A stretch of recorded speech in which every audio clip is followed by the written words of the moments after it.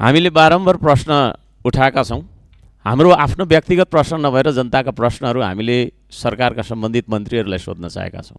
सिमानाको कुरादेखि लिएर महँगी नियन्त्रणका कुरादेखि लिएर सहकारी पीडितलाई तपाईँको चाहिँ के अरे फिर्ता गर्दै गरेको पैसाको स्रोत के हो, कहाँबाट हामीले चाहिँ के अरे फिर्ता गर्दैछौँ भन्ने कुराहरू, यस्ता महत्त्वपूर्ण विषयहरूमा हामीले चाहिँ थुप्रै प्रश्नहरू राख्न खोजेका छौँ। सुकुम्बासी व्यवस्थापनसँग सम्बन्धित प्रश्नहरू राख्न खोजेका छौँ। तर सम्बन्धित मन्त्रीहरू सदनमा आउँदै नआउने, नीति तथा कार्यक्रम प्रस्तुत गर्दा नि नआउने, छलफल नि नआउने, तपाईँको चाहिँ के अरे उत्तर दिनका लागि पनि आउनुपर्ने मान्छे नआउने, अरू मान्छे आउने, यो तरिकाले चाहिँ तपाईँको यो हाम्रो नियमावलीको 15(2) नियमावली 15 को उपनियम 2 लागू भएको देखिँदैन।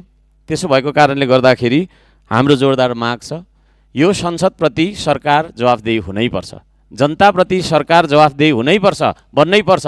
किनभने जनताकै तपाईँको चाहिँ के अरे भोट लिएर हामी यहाँ आएका छौँ। जनताको प्रश्न राख्ने सदन हो यो, जनताको प्रश्नहरू सोधिने सदन हो।